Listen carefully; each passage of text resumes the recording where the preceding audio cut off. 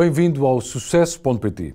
O Grupo Luís Simões está a crescer, sobretudo em Espanha, e mesmo num cenário de crise prevista para este ano, está a crescer de 280 para 300 milhões de euros este ano. Esta empresa familiar celebra 75 anos, emprega diretamente cerca de 2.500 pessoas e lidera no setor dos transportes e da logística.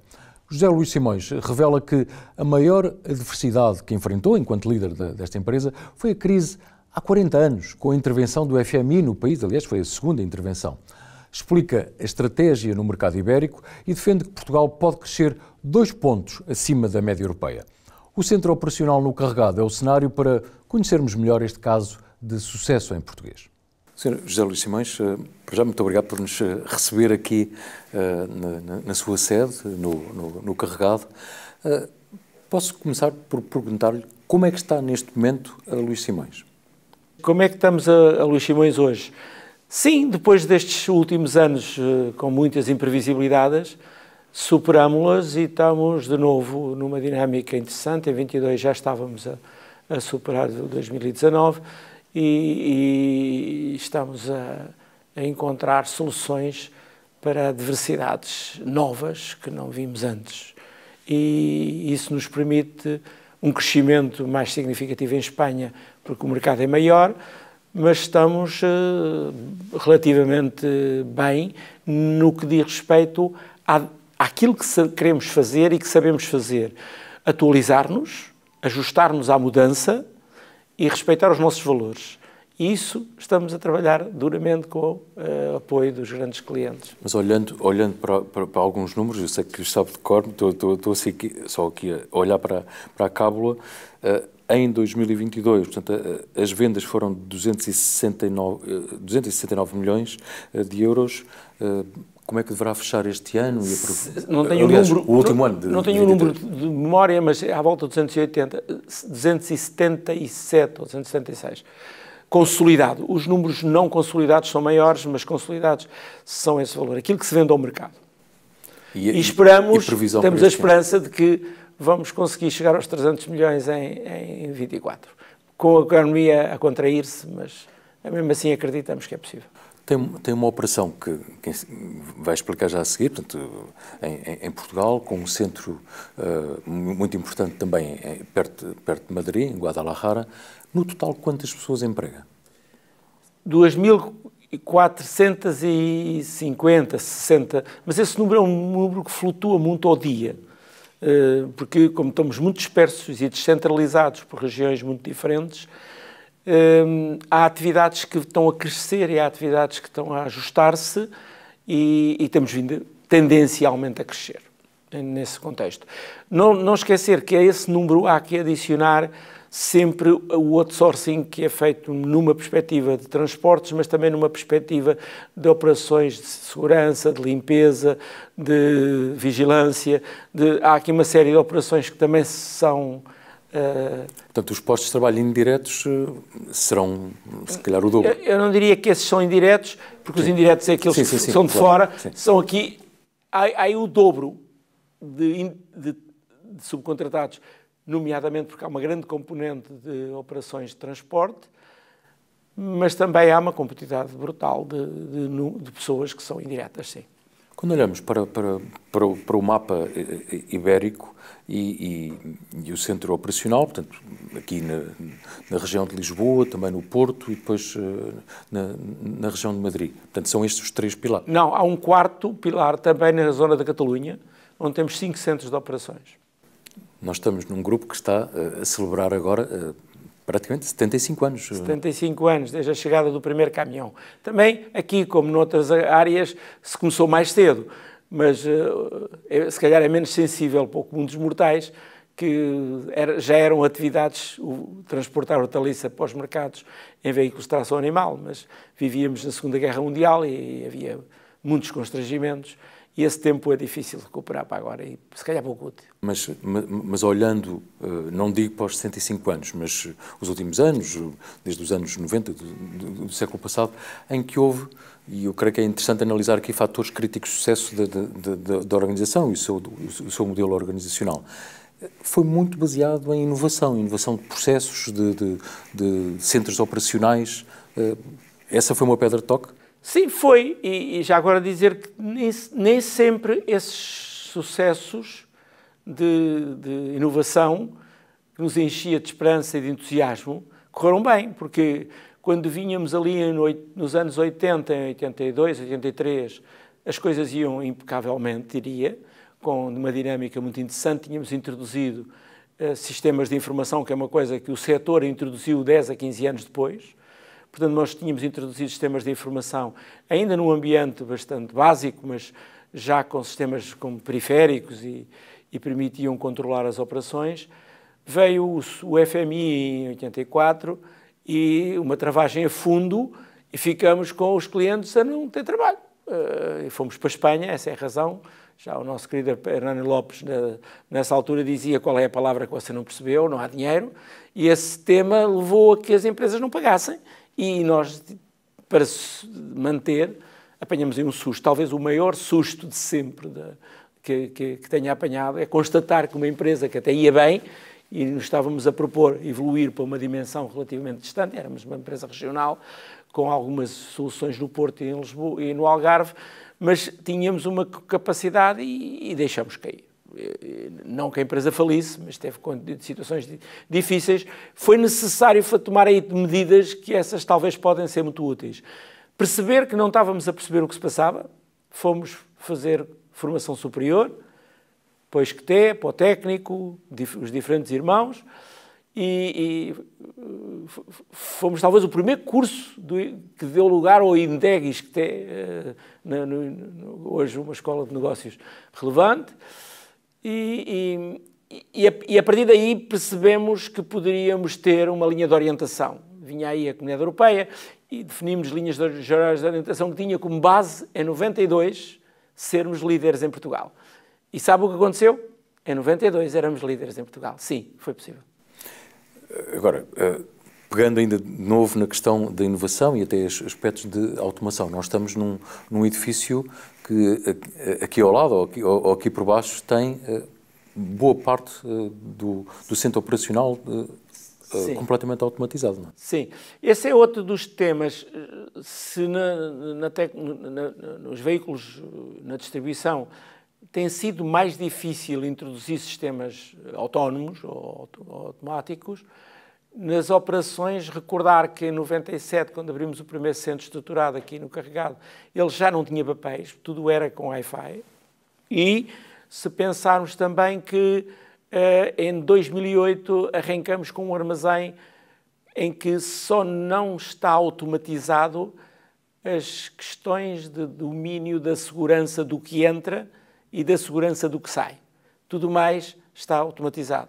E isso permitiu evoluirmos significativamente para o domínio de um centro de operações em que tudo tinha que estar com processos estruturados e sistemas de suporte.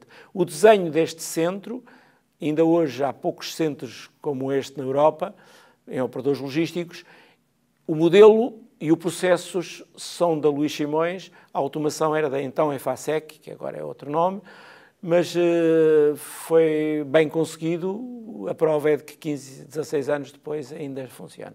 E foi replicado, entretanto, para perto de Madrid? Sim, foi replicado com uma versão já melhorada, diria uma versão 2, com bastante mais valor acrescentado e também com muito maior dimensão. Portanto, tem quase o dobro da dimensão que tem este.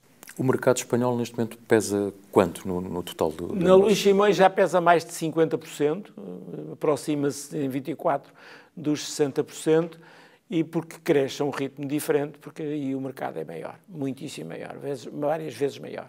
Mas, enfim, já nos conhecemos há alguns anos, eu tenho a noção de que o crescimento aqui é sempre um crescimento que é bem pensado, com os pés assentes na terra, sem grandes ilusões relativamente à questão da dívida, enfim. Sim. Às vezes um bocadinho diferente do que se passa noutros setores. Em 84, quando nos apanhamos o susto, percebemos que também tínhamos que gerir o balanço e ter muito em conta nas decisões a tomar, e nunca mais nos abandonou. Portanto, esse critério, damos passos sustentados. Não temos grande atração por grandes aquisições, portanto, nem fusões. Sempre estudamos, posso dizer que nos últimos 5 anos estudamos mais de 100 opções de compras ou de fusões e não optamos por duas, em 100, o que já não é pouco, mas a verdade é que são 2 pequenas e que funcionaram bem, e que estão a funcionar bem, e ambas em Portugal. E quando vamos à procura, precisamos sempre de encontrar onde se cria valor, onde se pode criar valor, e não encontramos isso. Quando não encontramos, e a maior parte das vezes é deficiência nossa, mas a verdade é que se não encontramos forma de criar valor, não há negócio. E como tal, o crescimento tem sido feito por crescimento orgânico e, portanto, era importante. A abordagem em Espanha foi feita naquela periferia, naquela estratégia de periferia, portanto, seguida. Há alguns bons filmes que descrevem isso bem. Primeiro a Andaluzia, depois a Catalunha, depois o País Basco, a Galiza e só mais tarde Madrid. Portanto, a ideia de que deveríamos chegar ao centro depois de dominar a periferia. E foi isso que fizemos. Depois compramos em uma pequeníssima empresa, um spin-off de uma empresa de bodegas e bebidas, compramos a sua área logística e com isso tínhamos a rede de distribuição e montamos o processo a partir de Madrid para cobrir as regiões todas. Inicialmente as regiões onde já estávamos a servir essencialmente Portugal e a partir daí passamos a servir Espanha. Portanto, operações para servir dentro da região, que era o nosso objetivo desde o primeiro dia. Portanto, mas de qualquer forma... E há várias Espanhas? Há muitas Espanhas, mais do que pensamos, eu diria, mas há claramente regiões que têm muitíssimo vínculo. E se percebe, a Galiza ou o País Basco, a Catalunha ou a Andaluzia são coisas muitíssimo diferentes de Castela ou de Castilha e que são, ou mesmo Aragão ou Navarra, que são talvez as mais antigas e mais dominantes culturalmente, mas a verdade é que existem realidades muito diferentes, já não falo das Canárias e das Baleares, que ainda por outras razões são outras realidades. É preciso estar na Espanha com a ideia de que estamos em países diferentes, sim. Qual é o segredo da operação? É um controlo muito grande? Podemos falar também da questão das margens, mas é um setor onde há muita concorrência. Brutal concorrência, sim. E acima de tudo, há uma concorrência em que estão os maiores do mundo e os mais pequenos vizinhos. Portanto, nós estamos aqui no meio. Eu costumo dizer que não me importa que estejam aqui os maiores do mundo na minha rua, se eu tenho os melhores clientes connosco. Eles procuram ser os maiores e nós procuramos ser os melhores, portanto, para ter os melhores clientes. Bom, o grande foco é criar valor na cadeia. E quando estamos a relacionar-nos com um cliente e ele precisa baixar o preço exclusivamente, a gente fica pouco entusiasmados. Algumas vezes fazemos algumas operações com eles, mas o ideal é quando o cliente quer baixar o custo. E isso implica, é outra coisa, que não é a mesma coisa que baixar o preço. É preciso repensar o modelo, é preciso olhar para a operação e encontrar funções, laços, modelos que permitam que a jusante e a montante do transporte ou da operação logística seja possível que o modelo todo crie valor.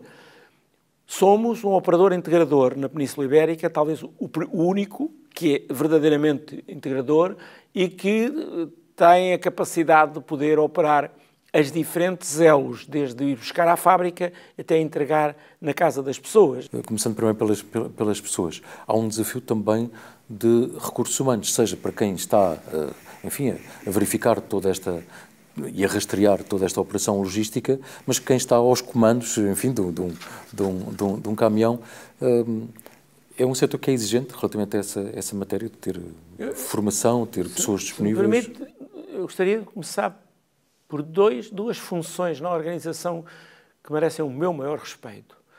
Um turista que viaja pela Europa ou que viaja por Espanha, dezenas ou centenas de horas com os respectivos intervalos de segurança que são obrigatórios, longe da família, em condições que às vezes são muito adversas, a população devia ter um pouco mais de respeito por esse trabalho, que é duro, mas que é absolutamente determinante para que o produto esteja nas prateleiras para alimentar a família. E os operadores de armazém, que em 24 horas por dia, às vezes noites bem difíceis, têm que assegurar que a operação de facto funciona, porque nas horas seguintes o produto não chegaria às prateleiras. E por mim, desde a minha função, não me canso de reconhecer a importância que essas pessoas têm na organização. E do ponto de vista da sustentabilidade e as regras, porque, enfim, hoje em dia dizer que se tem um negócio de logística, mas com muito transporte rodoviário pesado, não é provavelmente sexy do ponto de vista ambiental. É mal visto? Como é que se resolve? Sim, Porque até que é necessário, não é? Eu diria que há coisas piores. Há situações bem mais complicadas. As centrais a carvão que produzem energia para os automóveis ligeiros andar produzem mais poluição do que produz o veículo de combustão interna com todos os filtros que tem.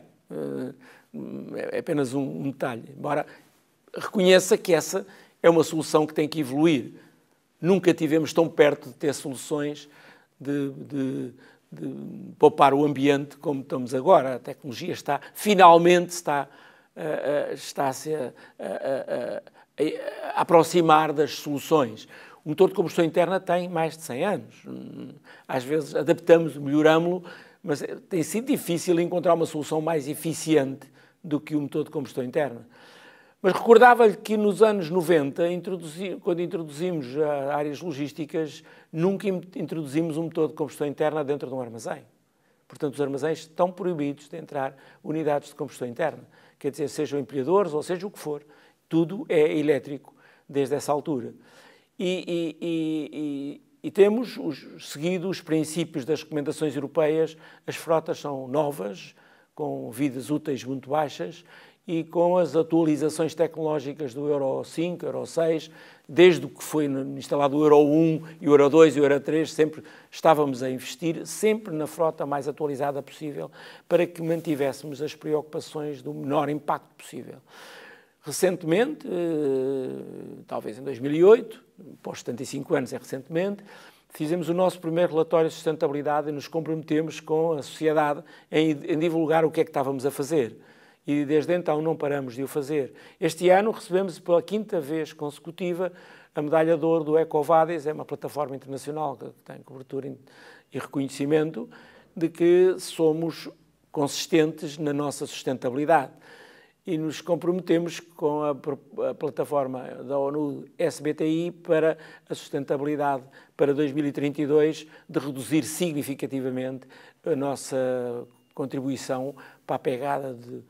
E isso nos coloca no caminho. Não podemos esquecer que temos de ser concorrenciais, que o mercado funciona com outras preocupações, mas estamos muito, muito preocupados com o tema da sustentabilidade.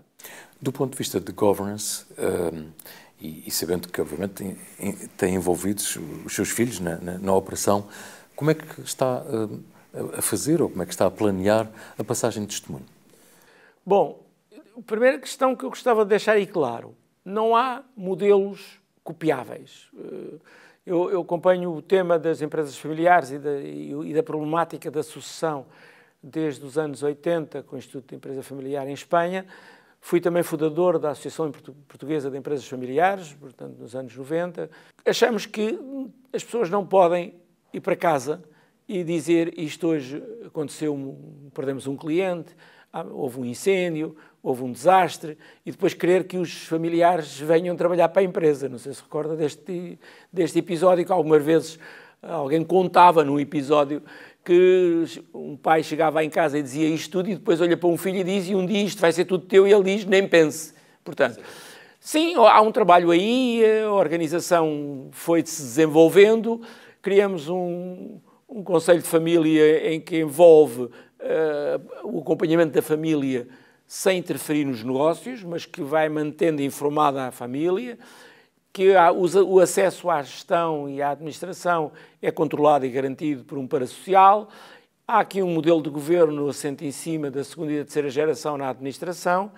Há pessoas da terceira geração que estão a funcionar na organização em diferentes funções, mas dependendo de diretores-gerais que são fora da família. Todos os diretores-gerais são fora da família. Na rubrica À Minha Maneira, eu pergunto sempre, neste caso, pergunto quem é José Luís Simões e qual é o seu estilo de gestão e liderança? O José Luís Simões é uma pessoa que gostava de estar sempre a fazer coisas concretas e menos a liderar.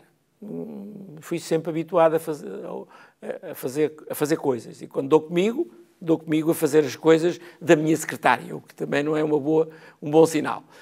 Mas o que me parece é de que, sendo que vivi todas as realidades e todas as funções desta organização, isso me dá a vantagem de falar de modo próprio sobre as coisas e de reconhecer o esforço e a dedicação que cada pessoa tem que fazer em cada sítio. Para mim, respeitar as funções e as pessoas no sítio onde elas estão a trabalhar é muito importante.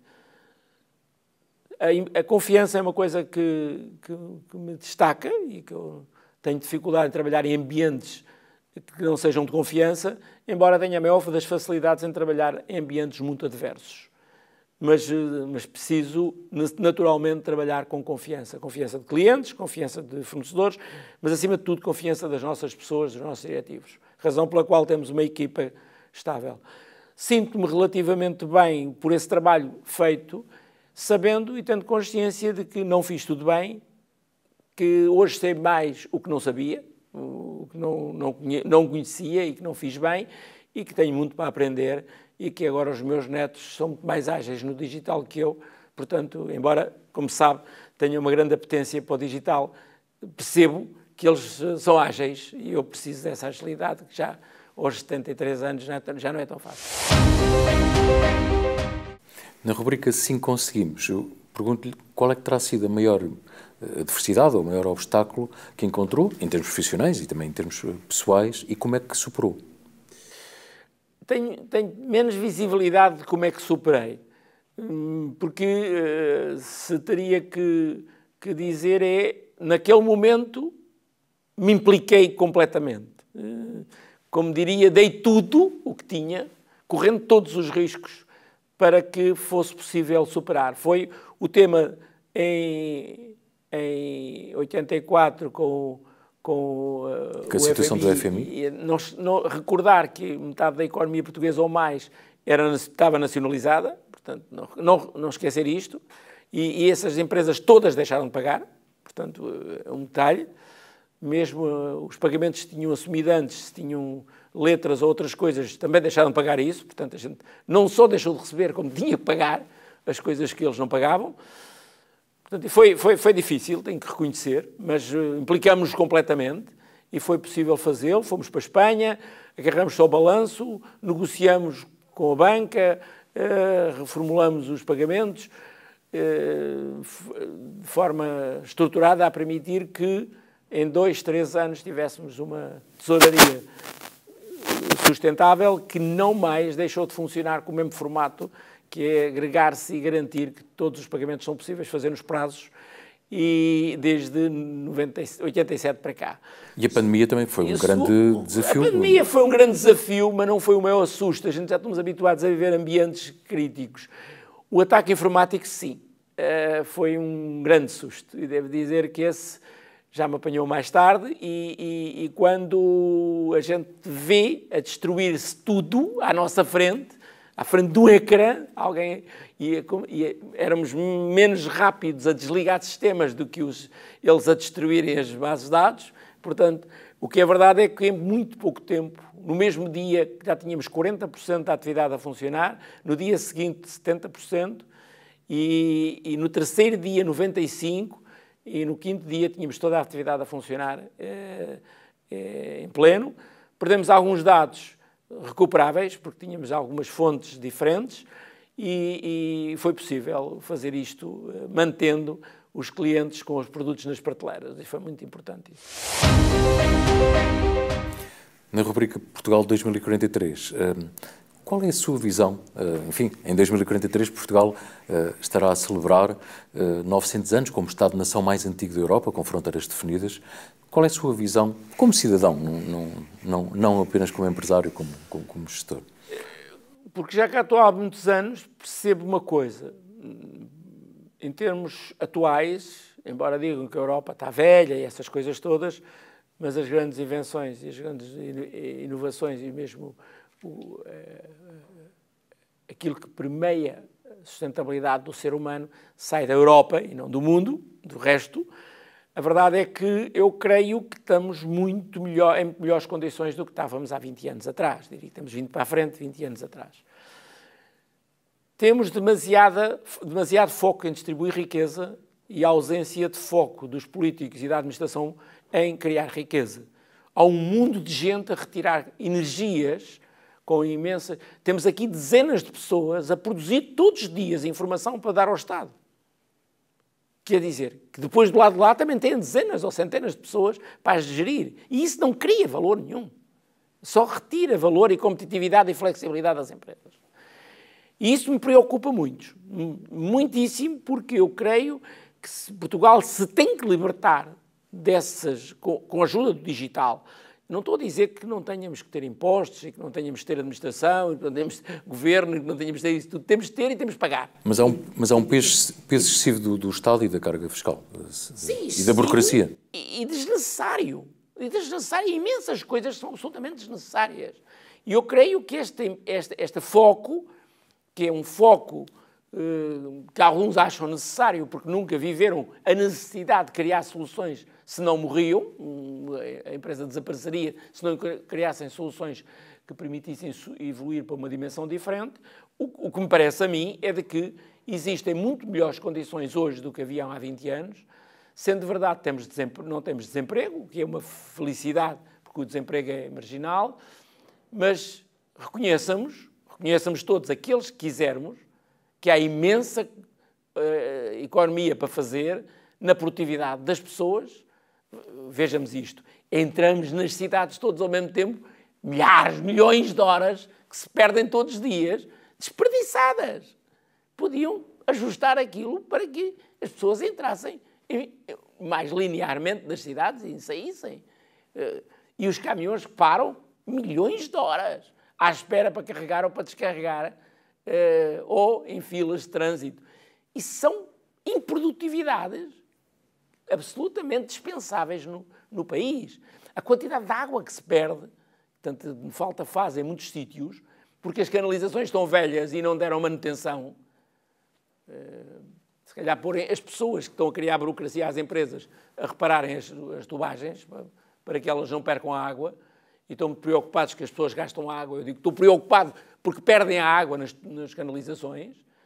E eu diria que eu sinto que há imensa oportunidade de aumentar as produtividades e temos que pôr o país a produzir acima da Europa, com o PIB acima da Europa, criando competitividade e flexibilidade para trabalhar no mundo. E eu creio que isso é possível fazer. Há aí mais gente a pensar e a falar alto sobre isto, e eu acho... Estou absolutamente vinculado com a ideia de que isto é possível crescer 1 ou 2 pontos acima da Europa e isso seria suficiente para nos tornarmos um país relevante nos próximos 20 anos e comemorarmos os 900 anos com distinção, diria. Já não digo ser o maior da Europa, mas ser pelo menos um dos 5 principais. Mas mesmo a concluir, citou há pouco o professor Enéas Lopes, já não se vê muitas pessoas a pensar o país há 20 anos.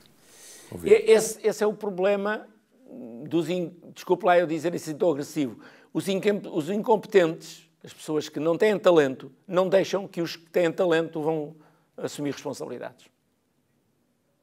E os que têm talento não estão dispostos a ser, diria, enxovalhados por os demais que não sabem fazer as coisas. Razão pela qual muitos vão para a Europa, vão para o mundo trabalhar e não ficam aqui. Muito bem. Sr. José Luís Simões, muito obrigado. Foi um gosto. Obrigado. Eu é que agradeço. E é tudo. Já sabe que pode ver o Sucesso.pt, um projeto criado em 2006, no site amanhã.pt e na Euronews. Aliás, fica disponível no canal YouTube em português. Pode também ouvir o podcast e, claro, ler a entrevista no jornal Portugal Amanhã, que sai à sexta-feira com o Sol. Continuamos na luta por um país bem melhor e conto consigo na próxima semana.